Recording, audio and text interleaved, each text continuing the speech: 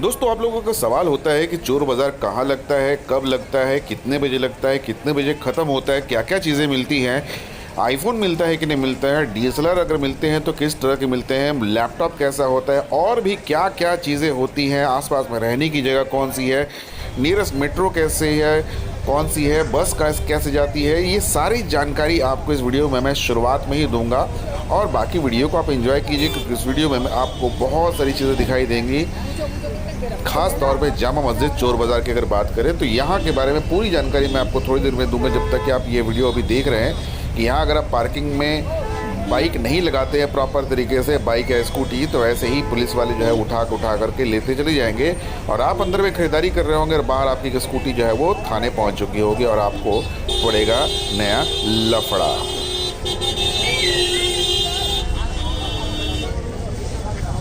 तो चलिए दोस्तों, इस वीडियो की शुरुआत करते हैं इसके बेसिक जानकारी से। आप वीडियो भी देखते रहिए और साथ साथ में जो जानकारी मैं दे रहा हूँ उस जानकारी को भी आप सुनते चले जाइए।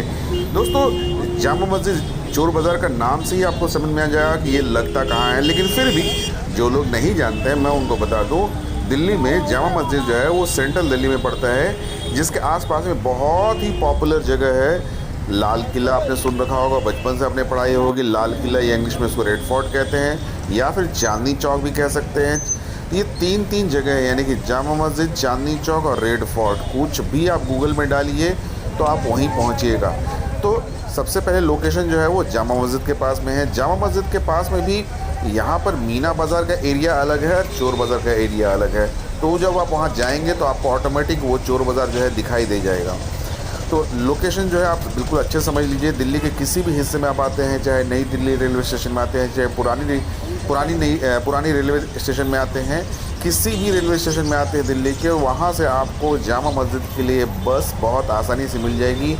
बस का जो किराया होता है दिल्ली में, अगर आप नॉन एसी में आएंगे तो मैक्सिमम से मैक्सिमम 15 रुपया, अगर एसी बस में आएंगे तो 25 रुपये मैक्सिमम से मैक्सिमम आप जामा मस्जिद तक आ सकते हैं आसानी से। उसके अलावा आप ऑटो से आ सकते हैं, उसके अलावा आप मेट्रो से आ सकते हैं।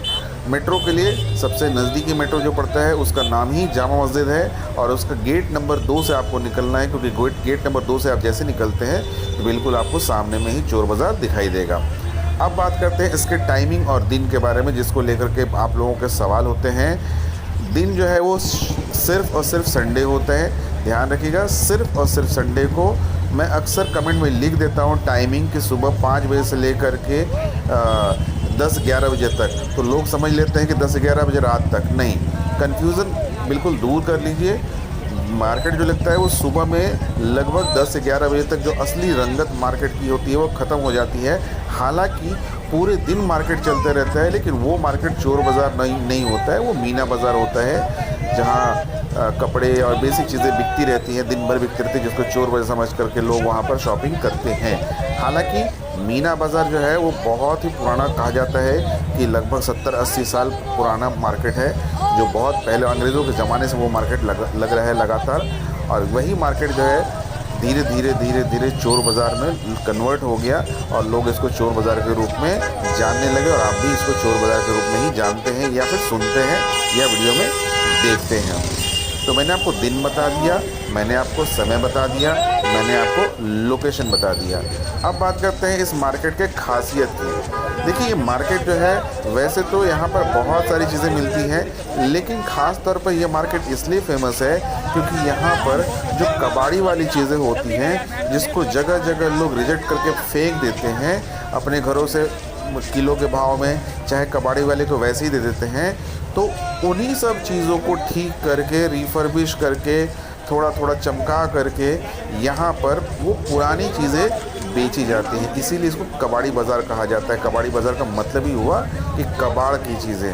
अब चूँकि हमें उस टाइप का मार्केट एक जगह देखने की आदत है नहीं, तो यहाँ पर जब भी लोग आते हैं और यहाँ पर तरह तरह की चीज़ें जब देखते हैं, अनोखी चीज़ें देखते हैं, अनोखी क्या कह लीजिए, वो चीज़ें जैसे आप किसी शहर में रहते हैं, वहाँ शहर में इतनी वैरायटी नहीं मिलेगी, लेकिन दिल्ली ऑब्वियसली बात है देश की राजधानी और एक बड़ा शहर है, इसलिए यहाँ पर जो कचरा होता है वो कचरा भी जो है बहुत वैरायटी वाला होता है। चाहे वो टीवी हो, चाहे वो फ्रिज हो, चाहे वॉशिंग मशीन हो, चाहे वो मोबाइल हो, चाहे मोबाइल पार्ट्स हो, चाहे मोबाइल एक्सेसरीज़ हो, चाहे कोई इलेक्ट्रॉनिक आइटम हो, कुछ भी हो वो सारी चीज़ें यहाँ पर मिलती हैं। नए पुराने रिफर्बिश हर तरह से यहाँ पर मिलते हैं और इन्हीं सब कारणों से ये जो अनोखी चीज़ें मिलती हैं, लोग अपने शहरों में उन सब चीज़ों को इकट्ठा एक जगह नहीं देखते हैं, तो उनको लगता है कि यहाँ पर बहुत ही ज़्यादा अच्छी चीज़ें मिलती हैं।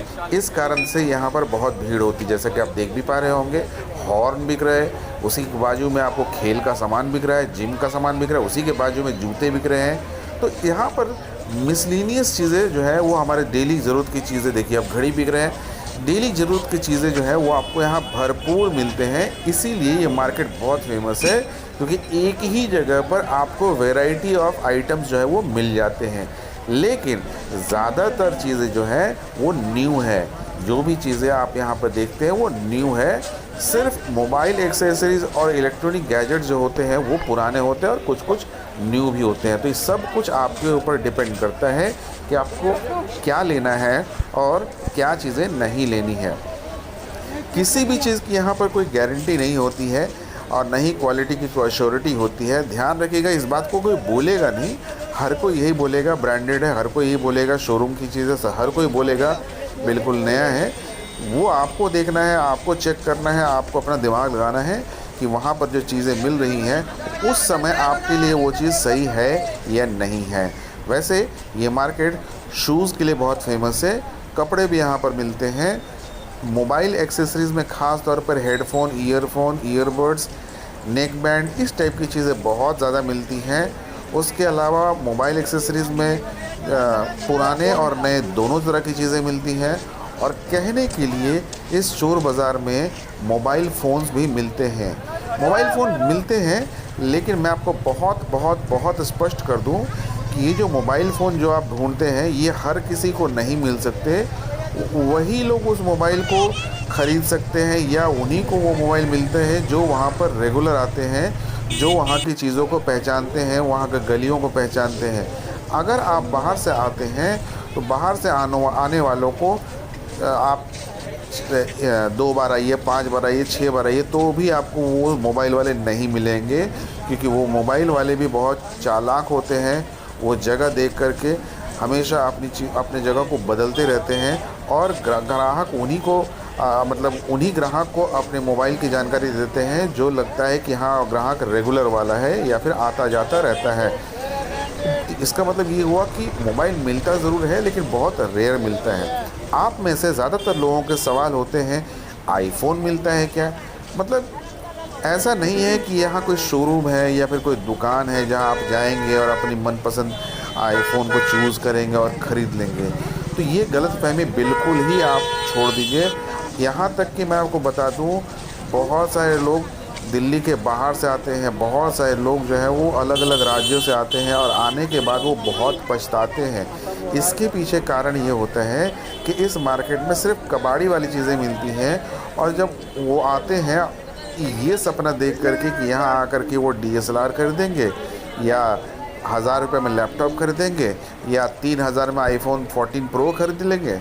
तो जब ये सब सोच करके वो आते हैं और यहाँ मिलता है उनको कचरा, तो उस कचरे को देख करके बड़े निराश होते हैं और फिर कहते हैं कि ठगे गए हैं।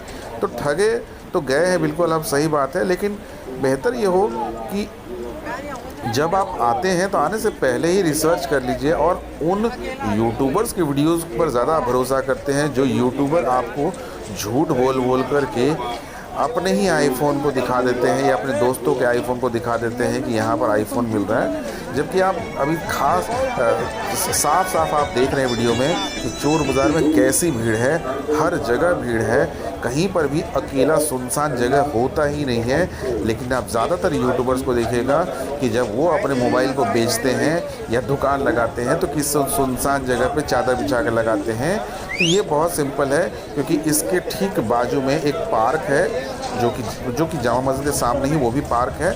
उसी पार्क में वो लोग क्या करते हैं, शूट कर लेते हैं, अपने 7-8 दोस्तों के साथ में आते हैं और वो शूट कर लेते हैं और आपस में ही वो 7-8 दोस्तों में लगभग 6 लोग यूट्यूबर होते हैं और वो लोग उन वीडियोस को शूट करके बताते हैं कि वो चोर बाज़ार में वो चीज़ें मिलती हैं, ऐसा है वैसा है, और आप जो है बिल्कुल दीवाने हो जाते हैं, बिल्कुल उनके पीछे पागल हो जाते हैं और उनको व्यूज़ भी मिलते हैं। हम जैसे गरीब लोगों को व्यूज़ तो मिलते नहीं है, क्योंकि हम उनके पोल खोलते रहते हैं या फिर हम सच बोलते रहते हैं। तो आप चूँकि सच सुनना नहीं चाहते हो, आपको झूठ बहुत पसंद होता है, इसलिए आप उन वीडियोज़ को देखते हो, मज़े लेते हो, एंजॉय करते हो, लार टपकाते हो और वही सोच सोच करके, उसी को पॉजिटिव सोच सोच करके आप फिर दिल्ली आ जाते हो। और दिल्ली आने के बाद आपको मिलता है बाबा जी का ठुल्लू, और जब बाबा जी का ठुल्लू मिलता है तो आप बोलते हो कि यहाँ तो कुछ भी नहीं मिलता। तो यहाँ मिलता है, बहुत सारी चीज़ें मिलती हैं, आपको जानकारी होनी चाहिए। देखिए जैसे कि आपको सामने स्क्रीन में दिखाई दे रहा है, बिल्कुल भंडार दिखाई दे रहा है। ये सब चीज़ें बहुत यहाँ अच्छी अच्छी मिलती हैं। मैंने कई वीडियोज़ में बताया भी है कि ये हेडफोन, ईयरफोन, ये सब चीज़ें बहुत अच्छी मिलती हैं। आपको तसल्ली से चेक करने को मिलता है, आराम से नेगोशिएट कर सकते हैं। जितना आप नेगोशिएट कर सकते हैं करिए और ख़रीदिए।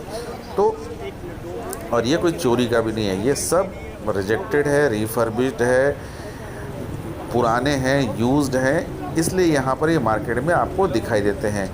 तो इस मार्केट की अपनी खासियत है। इस मार्केट को आप अगर अच्छे से नहीं जानेंगे और आप दूर से आएंगे, 500 किलोमीटर, 700 किलोमीटर, 800 किलोमीटर दूर से आएंगे, तो वैसे केस में जाहिर सी बात है आप ठगे जाएंगे, क्योंकि आपको इस मार्केट की कोई जानकारी है ही नहीं।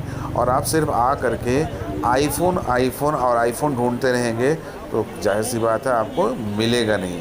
और एक बात बता दूं कि गलती से अगर आपको आईफ़ोन मिल गया तो आपको 90% चांस ये है कि वो एक्चुअली आईफ़ोन ना हो करके वो उसका क्लोन होगा।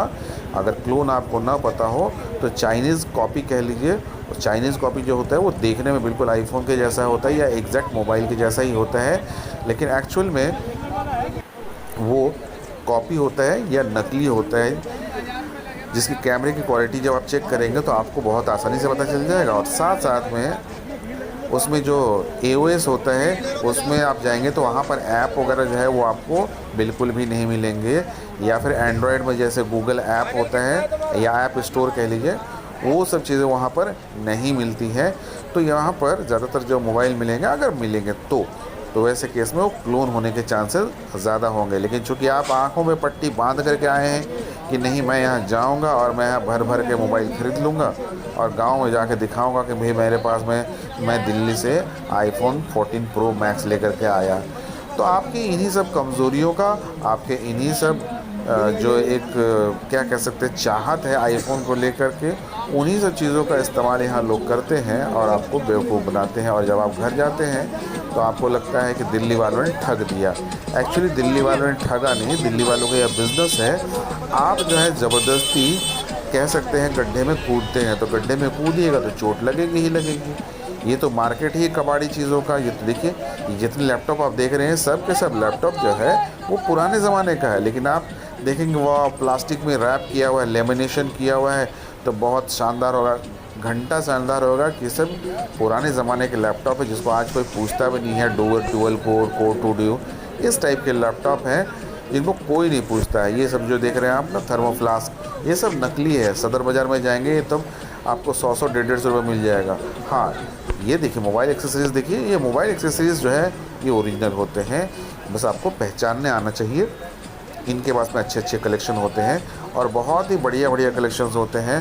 प्लस अभी जिस जगह को आप देख रहे हैं, इस जगह पे तो ऐसी ऐसी चीज़ें मिलती है कि आपकी आंखें जो है फटी की फटी रह जाएंगी, क्योंकि वो सब चीज़ें हमारे नॉर्मल लाइफ में, हमारे नॉर्मल मार्केट में नहीं मिलती है। और शायद यही कारण है कि यहाँ पर इतनी भीड़ होती भी है। अभी इस पूरे रो में देखिएगा, एक से एक घड़ी, चश्मे, इलेक्ट्रॉनिक आइटम्स, शेविंग मशीन, मतलब क्या नहीं मिलता है। आप हक्के बक्के रह जाएंगे। देखिए अंगूठी के पत्थर जो होते हैं वो सब मिल रहे हैं, पुराने सिक्के मिल रहे हैं, पुराने नोट मिल रहे हैं, विदेशी नोट मिल रहे हैं, विदेशी सिक्के मिल रहे हैं, घड़ी मिलेगा आपको। उसके अलावा भी और आगे बढ़िएगा, देखिए हुक्का सब पता नहीं क्या क्या चीज़ें मिलती हैं।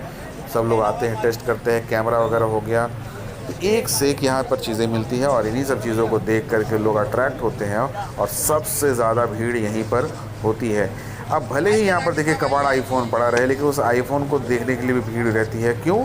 क्योंकि आप इतनी दूर से आए हैं इसी लालच में कि यहाँ आएंगे और 2000 में आईफोन खरीद के ले जाएंगे। तो भैया अपना समय और पैसा बचाइए और इन सब चक्करों में मत पड़िए। हाँ, दिल्ली आइए, घूमिए, चोर बाज़ार भी घूमिए, क्या पता कौन सी चीज़ काम की आपको मिल जाए। जैसा कि आप देख रहे हैं, देखिए इनके पास में कितने सारे मिसलिनियस चीज़ें हैं। अभी और देखेंगे आप, बहुत सारी मिसलिनियस चीज़ें हैं। तो इन मिसलिनियस चीज़ों के लिए ही ये दिल्ली मार्केट फेमस है, ये दिल्ली चोर बाज़ार फेमस है। और इन सब चीज़ों को आप देखेंगे तो आपको लगेगा क्या खरीदें और क्या ना खरीदें। लेकिन जैसे ही दाम पूछिएगा, एक एक चश्मे का दाम वो 3,500, 4,000, 5,000 बताते हैं। एक एक घड़ी का जो दाम वो बताएंगे, वो आपको घड़ी का दाम बता रहा हूँ 3,000, 4,000, 5,000, किसी किसी घड़ी का तो 15,000 बताएंगे। तो ये आपको देखना है कि आपको क्या नीड है, क्या खरीदना है, कबाड़ की चीज़ें खरीदनी है या फिर नए शोरूम से ख़रीदना है, वो आपको देखना है। टोटली आपके ऊपर डिपेंड करता है। हमारा काम है अवेयरनेस फैलाना, जिससे कि आपको परेशानी ना हो। प्लस एक और बात मैं क्लियर कर दूं, मेरा जो चैनल है वो उस टाइप का चैनल नहीं है जो हर दुकान में जा कर के एक एक प्रोडक्ट उठा करके उसके दाम की जानकारी ले।